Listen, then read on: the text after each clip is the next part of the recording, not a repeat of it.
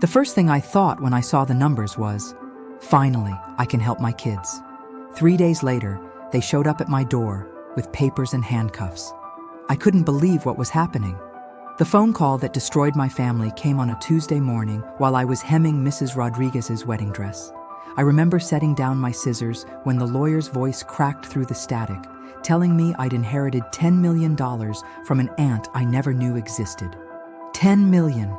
The number felt foreign in my mouth when I whispered it to myself after hanging up. At 68, after 40 years of threading needles and measuring hems in this same cramped sewing room, I thought the biggest surprise left in my life would be maybe finding a $20 bill in an old coat pocket. But there I was, staring at the half-finished dress draped over my mannequin, my hands shaking so bad I couldn't thread the needle I'd been holding. The late morning sun was streaming through the window, hitting the silver thimble on my finger and casting tiny rainbows on the wall.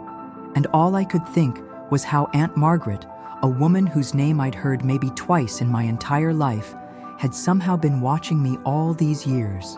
The lawyer, Mr. Henderson, had a kind voice, patient with my questions that probably sounded stupid to someone who dealt with inheritances every day.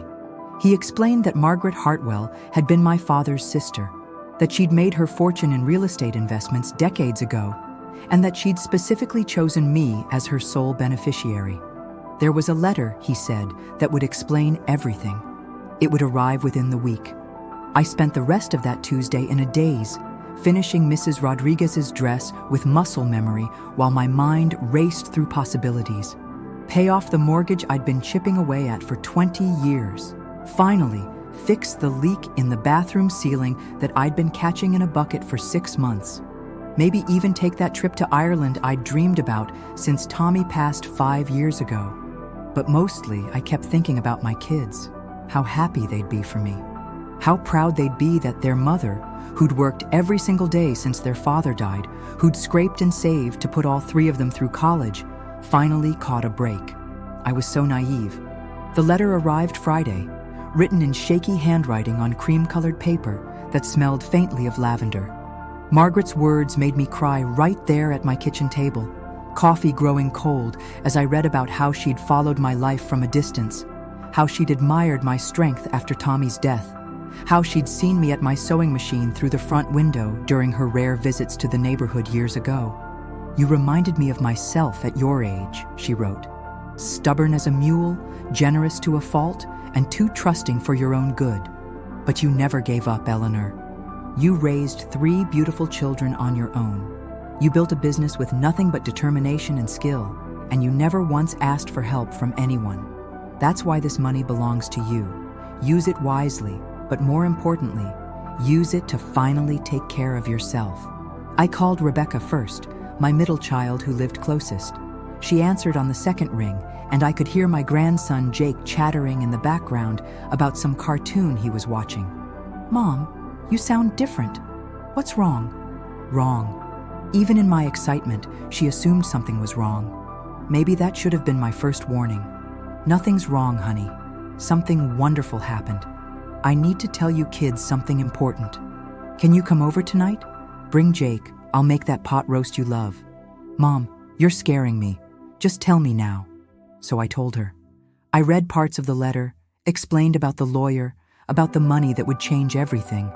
The silence that followed lasted so long, I thought the call had dropped.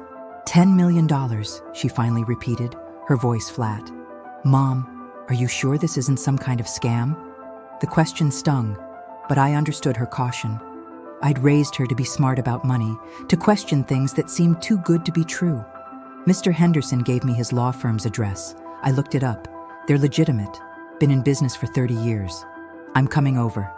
Don't do anything. Don't sign anything. Don't even talk to anyone else about this until I get there." She arrived an hour later with Jake in tow, and her husband David right behind her. Jake, 8 years old and always hungry, made a beeline for the cookie jar while Rebecca and David sat across from me at the kitchen table, their faces serious as pallbearers. "Mom," Rebecca started, choosing her words carefully. "This is a lot of money we're talking about. Maybe you should let David look at the paperwork. He handles investments for a living." David nodded. already reaching for the documents I'd spread out like precious artifacts. Mrs. Hartwell, Rebecca's right to be cautious. There are a lot of sophisticated scams targeting seniors these days. Seniors. The word hit me like a slap. When had I become a senior to them? When had I stopped being their capable mother and become some fragile old woman who couldn't handle her own affairs? But I pushed the feeling down. They were looking out for me. This was what families did. By the time Michael and Sarah arrived, my oldest and youngest, the kitchen felt crowded and tense. Michael walked in carrying his laptop and wearing the same expression he used to get as a child when he was about to tell me he'd broken something valuable. Sarah bounced in with her usual energy, but I caught the way she glanced at David examining my papers, the quick look that passed between her and Rebecca. "So," Michael said, settling his bulk into the chair that creaked under his weight. David filled us in on the drive over. "This is big, Mom. Really big." "It's wonderful news," I said, trying to recapture the joy I'd felt that morning. "I keep thinking about all the things we can do now. Maybe help with Jake's college fund or—" "Whoa, hold on," Sarah interrupted, her perfectly manicured hand cutting through the air. "Mom, we need to think about this practically.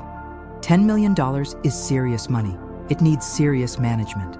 "I can manage my own money," I said, hearing the edge creep into my voice. "I've been managing money just fine for 40 years. The look that passed between my 3 children in that moment is burned into my memory forever. It was the look parents give each other over their child's head when the kid says something adorable but impossible. "Of course you can, Mom," Rebecca said in that soft, patronizing tone she used with Jake when he insisted he could tie his own shoes.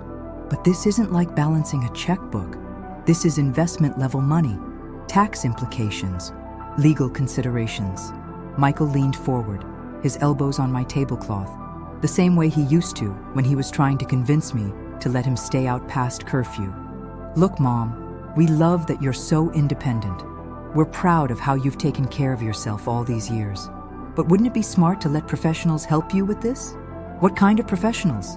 "Financial advisors, wealth management, maybe even—" David paused, glancing at Rebecca before continuing. "Maybe even consider setting up a trust, something that ensures the money is protected and managed properly." "Protected from what?" I wanted to ask, but Jake chose that moment to spill grape juice on my good tablecloth, and suddenly everyone was jumping up, grabbing paper towels, making a fuss that felt bigger than the small purple stain spreading across the white cotton. When we settled back down, the dynamic had shifted somehow. My children were no longer sitting around my table as guests. They were positioned like a board of directors, with me at the head, feeling more like I was being interviewed than celebrated. "Here's what I think we should do," Michael said, pulling out his phone. "I know a guy, Jim Patterson, handles wealth management for some of the bigger accounts at my company. He could meet with you next week just to talk through the options. And I could ask David's firm about the legal aspects," Rebecca added. "Make sure everything's legitimate, that there aren't any hidden strings attached to this inheritance." Sarah nodded enthusiastically. "And I could research financial planners. I've got friends in banking who could recommend someone really good." They were planning my life, parceling out my windfall like it was a group project they'd been assigned. I sat there listening to them divide up responsibilities I hadn't asked them to take on, feeling smaller with each suggestion. "What if I don't want a financial planner?" I asked quietly. The question stopped their chatter, like I'd announced I was planning to burn the money in my backyard. "Mom," Sarah said, leaning forward with the expression she got when she was about to explain something to a particularly slow client at her marketing firm, "you can't just stick $10 million in your savings account." "Why not?" "Because—" She looked to her siblings for help. "Because that's not how money works. There's inflation, taxes, opportunity costs. You could lose hundreds of thousands of dollars just by letting it sit there. It's not about not trusting you," Michael added quickly. "It's about making smart choices, using resources available to you, getting professional advice." But it felt like not trusting me. It felt like the 3 people I'd raised to be independent, confident adults couldn't imagine that their mother might possess the same qualities. The evening ended with promises. They'd make some calls, set up some meetings, help me navigate this complex situation. They'd take care of everything. After they left, I sat in my kitchen surrounded by the detritus of our family meeting. Coffee cups with lipstick stains, crumpled napkins, Jake's grape juice stain now set permanently into my tablecloth, and felt more alone than I had since Tommy's funeral. That night, I reread Margaret's letter 3 times before bed. The paper was soft from handling now. The lavender scent faded. But her words about me being too trusting for your own good seemed to glow on the page. I'd always been proud of raising children who looked out for each other, who looked out for me. But lying there in the dark, listening to the familiar sounds of my house settling around me, I couldn't shake the feeling that something had fundamentally changed in that kitchen. My inheritance had somehow made me diminished in their eyes, transformed from their capable mother into a responsibility they needed to manage. The money was supposed to be a blessing, freedom, a reward for all those years of struggle. Instead, it felt like the first crack in the foundation of everything I'd built with my children. And I had no idea yet just how wide that crack was about to become. Over the next few days, my phone rang constantly. Michael called with updates about his friend Jim Patterson, who was apparently very excited to meet with me. Rebecca checked in twice to ask if I'd heard anything more from the lawyer, if there were any other documents, any other relatives who might contest the will. Sarah sent me links to articles about seniors being targeted by financial scams, each one more terrifying than the last. They meant well. I kept telling myself they meant well. But when I walked to the mailbox Monday morning and saw Mrs. Chen from next door watering her roses, I found myself not mentioning the inheritance at all. When she asked how my weekend was, I just said, "Fine, dear, just fine," and hurried back inside with a stack of bills and grocery store circulars that seemed suddenly insignificant.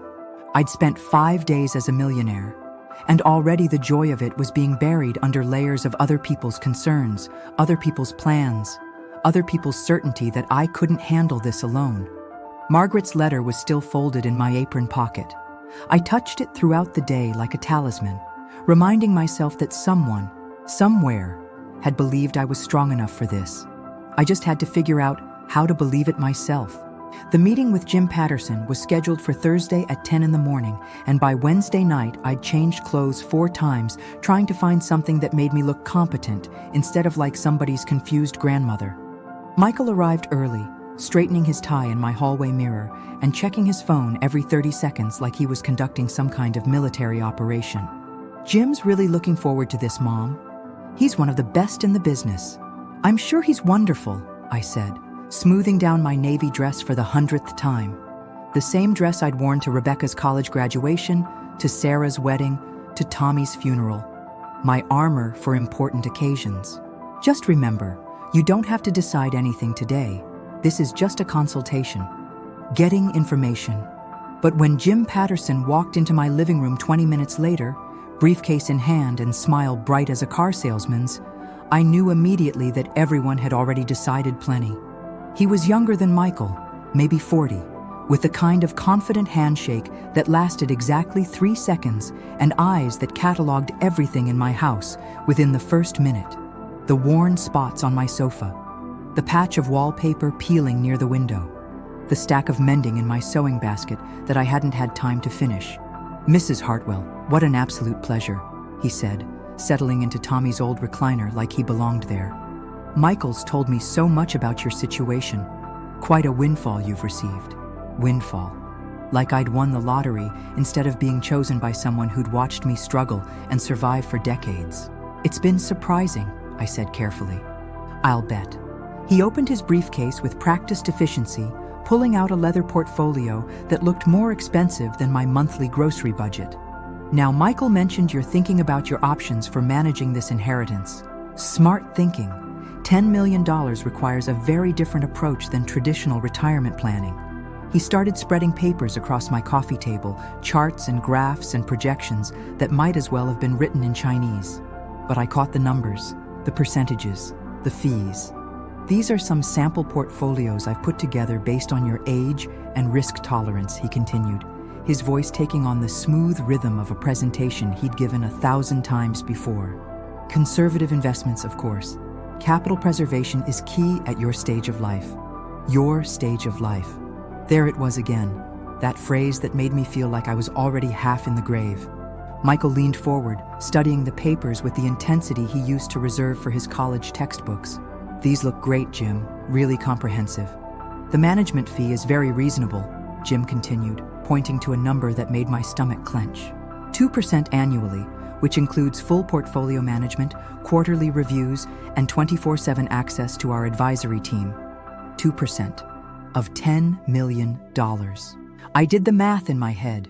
$200,000 a year for them to manage money I'd been perfectly capable of handling myself in smaller amounts for 4 decades.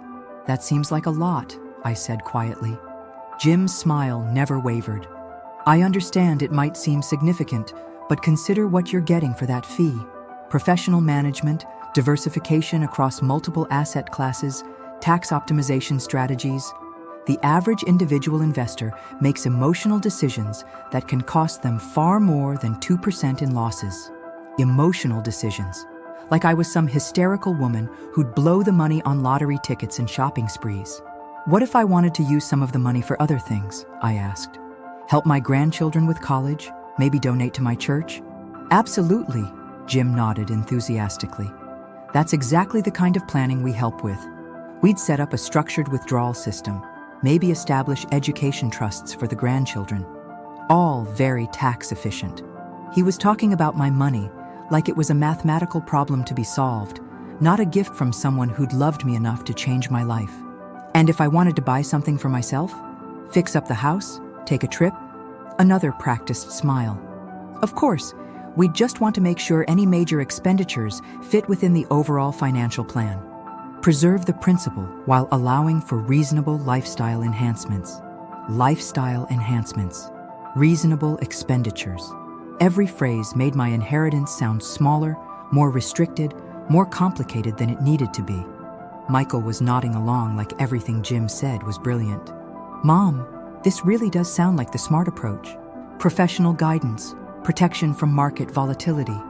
But I was thinking about Margaret's letter, about how she'd specifically told me to use the money to take care of myself, not to preserve principal or optimize taxes or establish trusts, to take care of myself.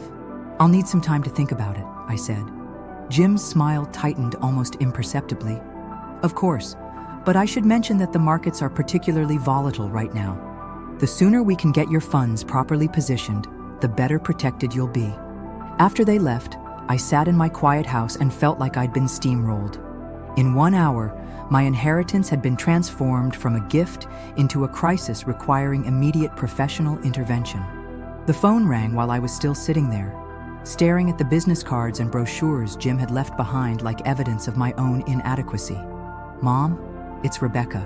How did the meeting go?" "It was informative." "Jim's great, isn't he?" David was really impressed when Michael told him about the presentation. "Rebecca, can I ask you something?" "Of course." I took a deep breath, choosing my words carefully. "Do you think I'm capable of handling this money myself?" The pause that followed was too long, filled with the sound of my heart beating and somewhere in the background, Jake playing with his toys. "Mom, of course you're capable. You're the most capable person I know. But this isn't about capability. This is about having the right resources, the right expertise. You wouldn't perform surgery on yourself just because you're capable, right?"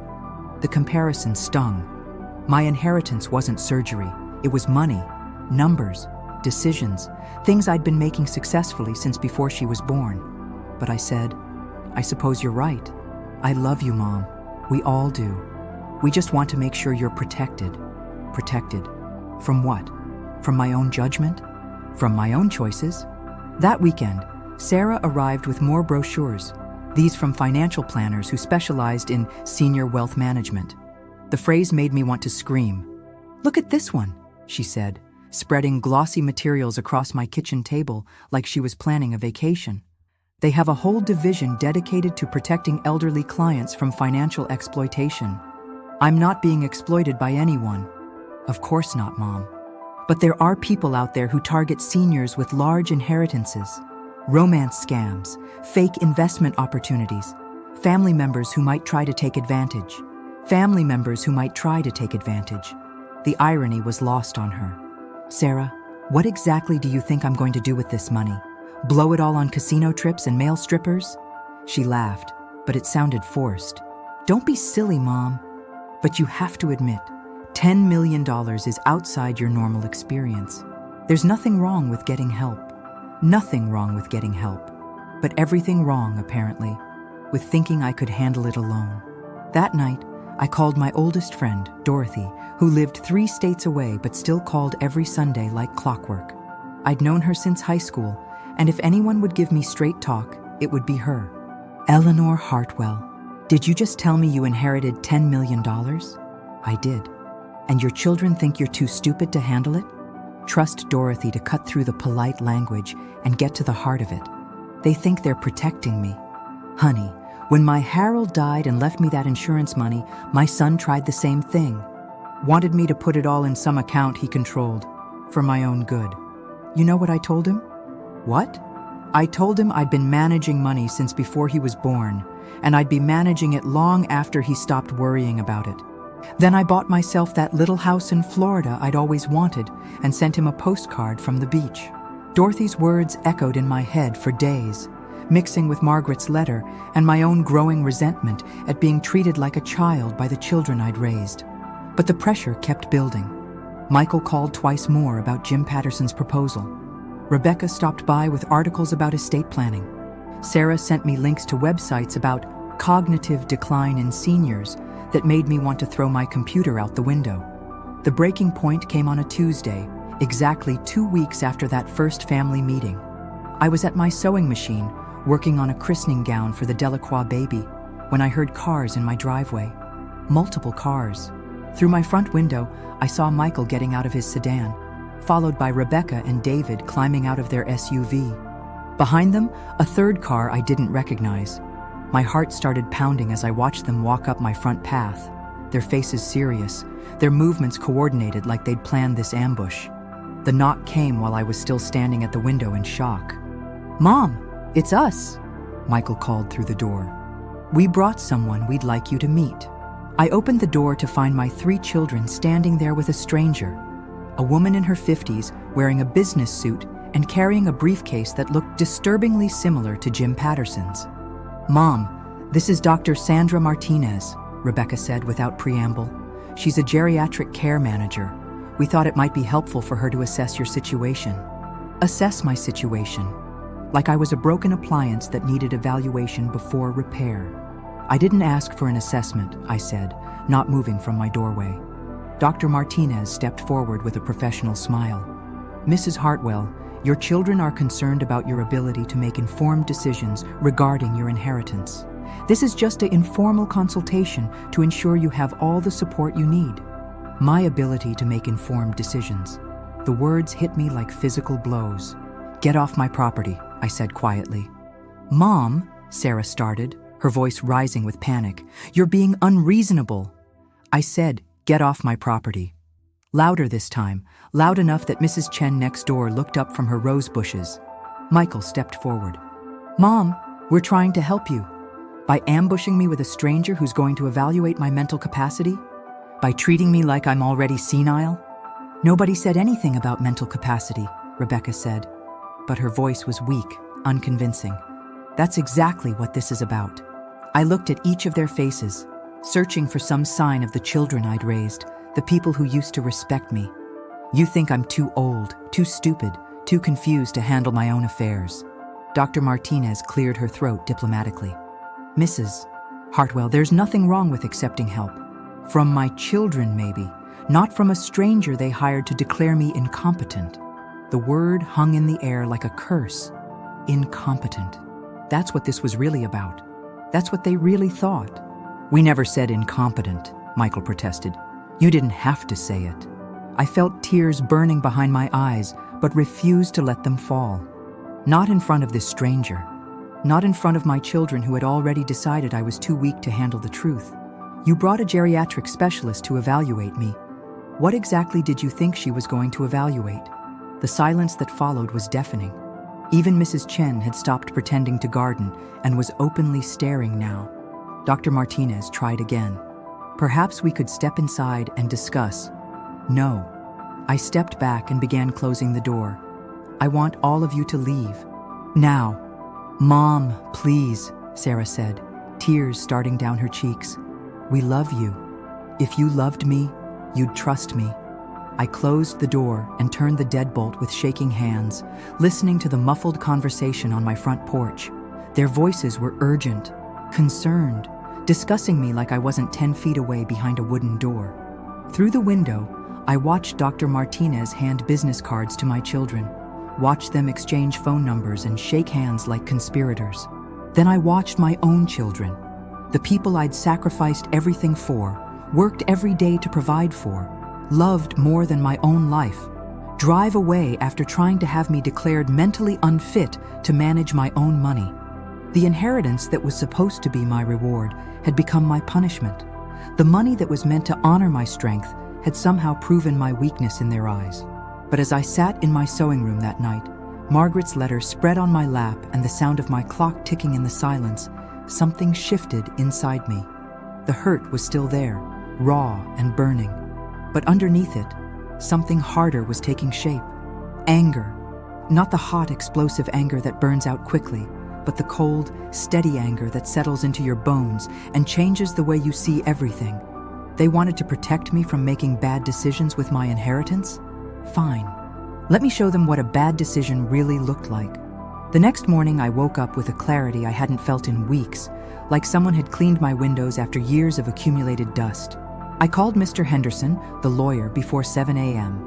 His secretary tried to tell me he wasn't in yet, but I'd been dealing with gatekeepers longer than she'd been alive.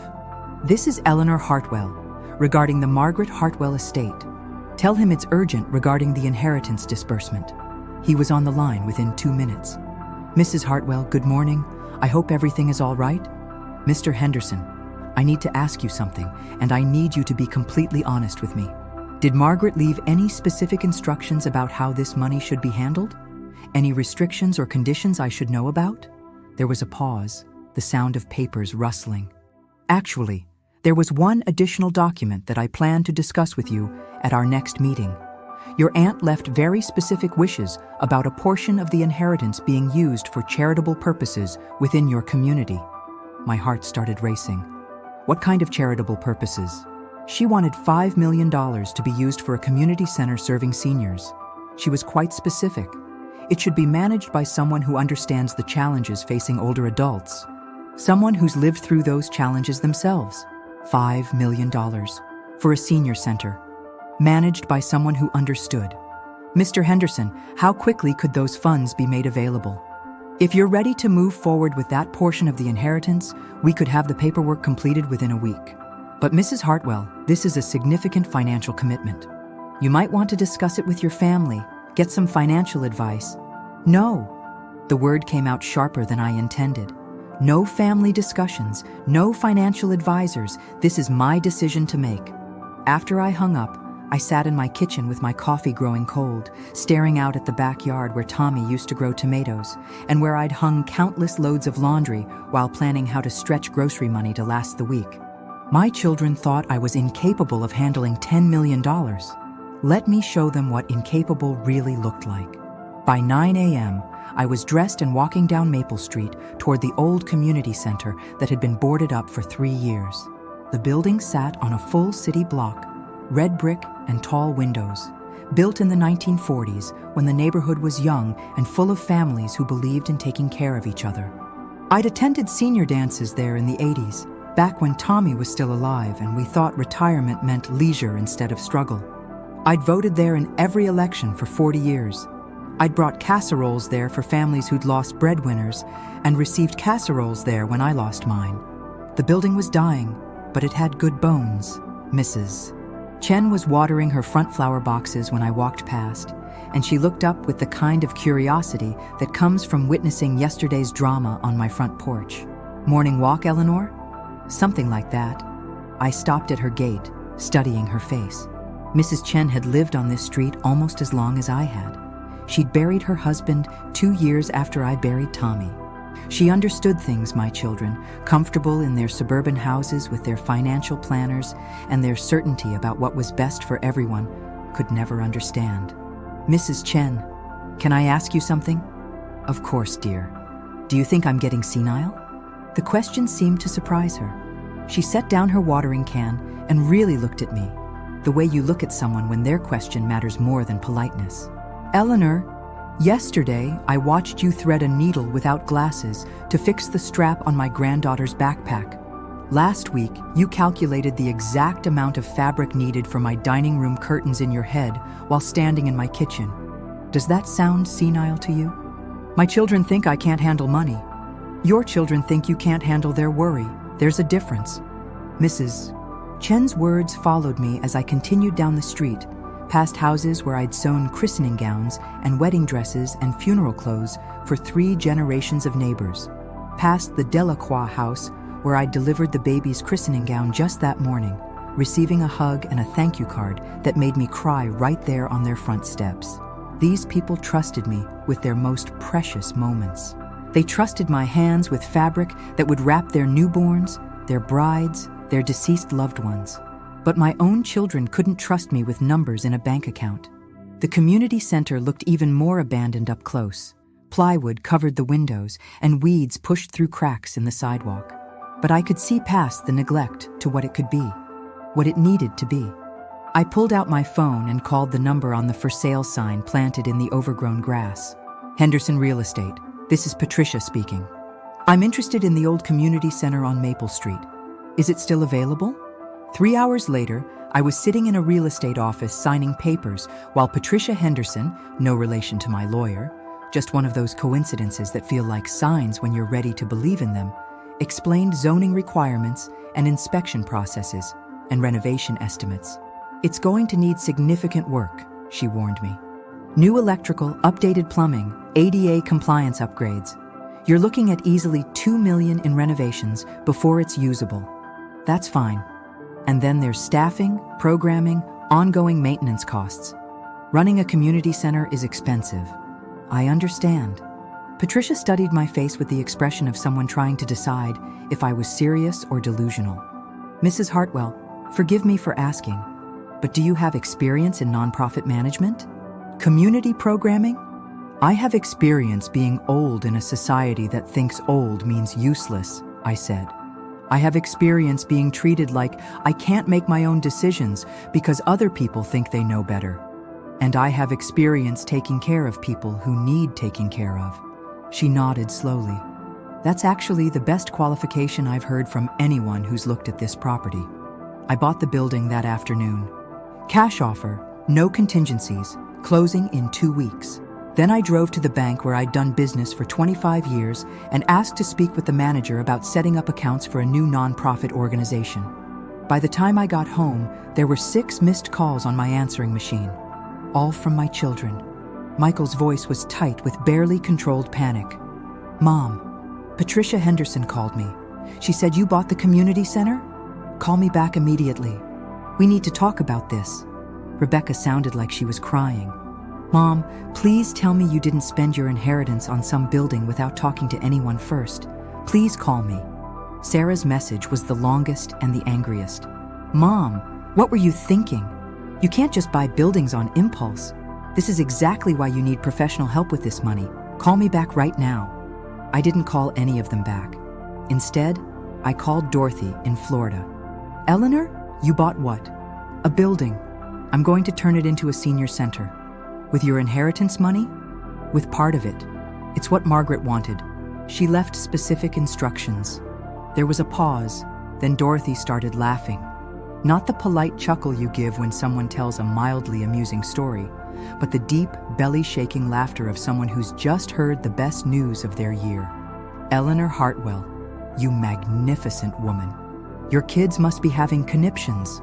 They think I've lost my mind. Have you?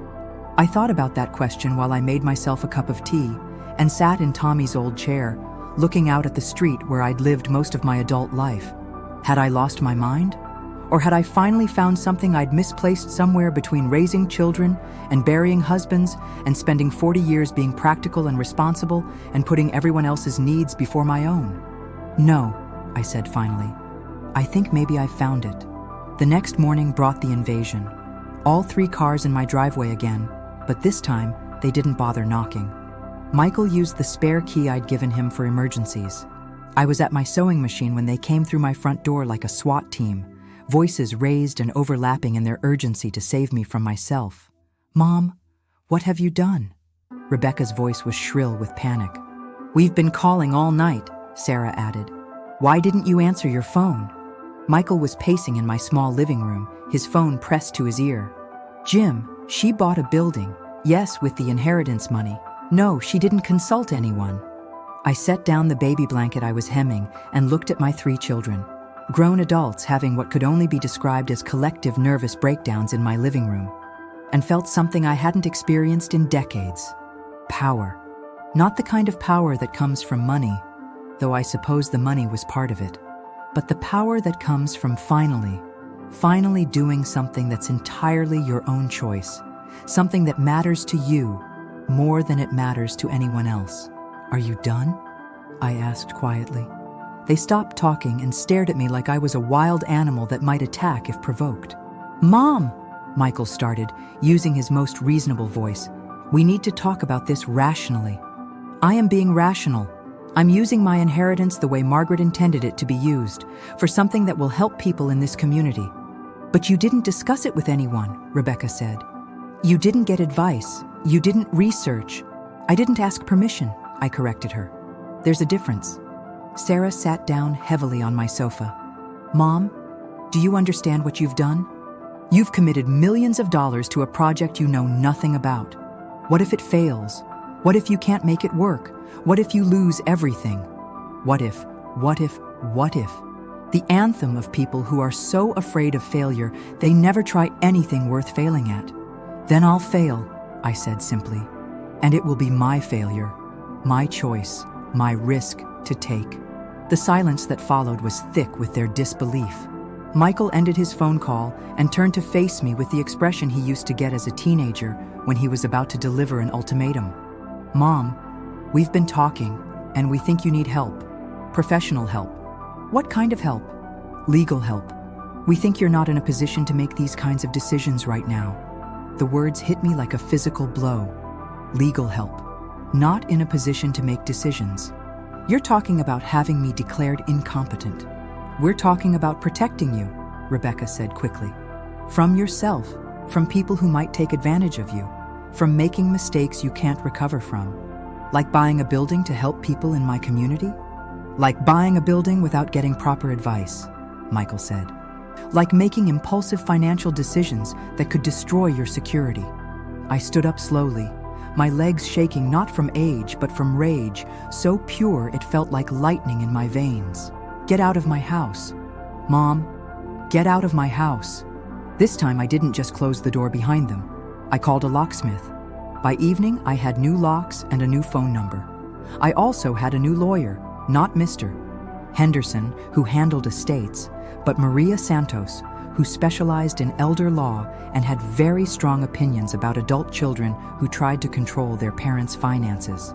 "Mrs. Hartwell," she said after I'd told her my story, "what you're describing sounds like financial abuse. The fact that they're threatening legal action to have you declared incompetent because you made a decision they don't agree with is deeply concerning. Financial abuse. I'd never thought of it that way, but hearing someone else name it made something inside me settle into place.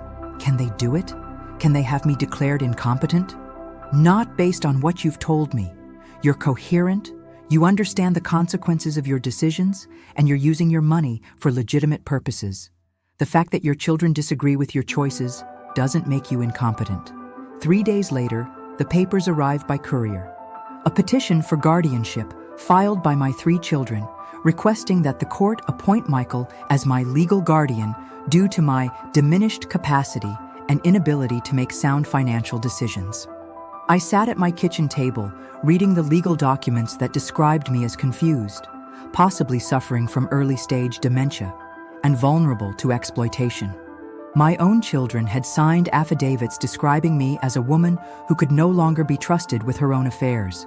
The tears came then, finally, weeks of held-back hurt pouring out onto papers that reduced my life to clinical terminology and legal precedents. But underneath the tears, that steady anger was still burning. They wanted a fight. They were about to get one. Maria Santos was magnificent in court. She presented bank records showing decades of responsible financial management. She brought neighbors who testified to my mental clarity and community involvement. She had Mrs. Delacroix describe how I'd calculated fabric requirements and measurements for her entire house just weeks earlier. But her masterstroke was Margaret's letter and the instructions about the community center. "Your Honor," she said, holding up the documents, "Mrs. Hartwell isn't making impulsive decisions with her inheritance. She's following the explicit wishes of the woman who left her this money, a woman who knew her well enough to trust her with this responsibility." The judge, a woman in her 60s with silver hair and sharp eyes, read Margaret's letter aloud in the courtroom. When she finished, she looked at my children with an expression that could have frozen water. "Let me understand this correctly. Your mother received an inheritance with specific charitable instructions. She's following those instructions, and you believe this demonstrates incompetence?" Michael's lawyer tried to argue that the size of the financial commitment was beyond my experience, that I needed professional guidance, that my children were only trying to protect me. "From what?" the judge asked. "From honoring the wishes of her benefactor? From contributing to her community? From exercising the same autonomy you would expect for yourselves?" The petition was dismissed.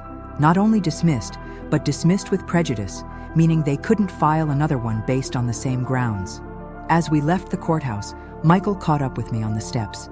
"Mom, please, we love you. We were just trying to help." I stopped and looked at him. This man I'd raised from a baby, whose scraped knees I'd kissed and whose homework I'd helped with, and whose college tuition I'd paid by working double shifts at my sewing machine. "Michael, if you loved me, you would have trusted me. You would have asked me about my plans instead of assuming I didn't have any. You would have supported my choices instead of trying to take away my right to make them. But what if you're wrong? What if the center fails? Then I'll have failed at something I believed in instead of succeeded at something I didn't choose." He stood there on the courthouse steps looking lost, like a little boy who'd been told that the world worked differently than he thought. "Can you forgive us?" he asked quietly. I thought about that question for a long time. Could I forgive them for loving me so much they tried to take away my freedom? For caring about me so deeply they couldn't see past their own fear? For being so terrified of watching me make mistakes that they tried to stop me from making choices? "I can forgive you," I said finally, "but I can't pretend this didn't happen. You saw me as a problem to be managed instead of a person to be respected. That changes things." The Eleanor Hartwell Senior Center opened 6 months later. The renovation took longer than expected and cost more than projected, just like Patricia Henderson had warned me. I learned about permits and contractors and ADA compliance and nonprofit tax structures. I made mistakes. Some of them were expensive. I also learned that I was perfectly capable of learning new things at 68. That age doesn't automatically equal incompetence. That taking risks isn't the same as being reckless. The center serves 200 seniors now. We offer meals, health screenings, computer classes, and legal aid clinics. We have a small library and a craft room where I teach sewing twice a week. We have support groups for people whose adult children think they know better than they do. Rebecca was the first to come around. She started volunteering in the computer lab, teaching elderly people how to video chat with distant grandchildren. She never apologized in words, but she showed up every Tuesday for 8 months until I finally hugged her and told her I was proud of her. Sarah took longer. She kept sending me articles about nonprofit management and suggesting business consultants who could help me run things more efficiently. But she also wrote a grant proposal that brought us $50,000 for our meals program. So I suppose we all show love in our own ways. Michael still calls every Sunday, though our conversations are different now. More careful, more respectful. He asks about the center, about my health, about whether I need anything. But he doesn't tell me what I should be doing anymore. Last month, he brought his grandson, my great-grandson, to see the center. Little Tommy, named after his great-grandfather, is 5 years old and was fascinated by the sewing machines in the craft room. "Can you teach me to sew, Great-Grandma Eleanor?" "If your parents say it's okay." Michael nodded, smiling. "I think that would be wonderful, Mom." As I watched my great-grandson thread his first needle with tiny, determined fingers, I thought about Margaret's letter, still folded in my jewelry box next to Tommy's wedding ring. About how she'd seen something in me that even I hadn't recognized. About how inheritance isn't just about money, but about trust and faith, and the belief that someone is capable of more than they think they are. The inheritance changed my life, but not in the way I expected when that first phone call came. It didn't make me rich. Well, it did make me rich, but that turned out to be the least important part. It made me remember who I was underneath 40 years of being practical and responsible and putting everyone else first. It made me remember that Eleanor Hartwell was someone worth fighting for. The center will outlive me. That money, invested in brick and mortar and programs that matter, will keep helping people long after I'm gone. My children will inherit what's left. But more importantly, they'll inherit the knowledge that their mother was exactly as strong and capable as she always told them she was. And maybe, if I'm lucky, they'll remember that love isn't the same as control, and that sometimes the best way to take care of someone is to trust them to take care of themselves. The phone call that was supposed to destroy my family ended up teaching all of us what family really means. It just took a $10 million lesson to figure it out.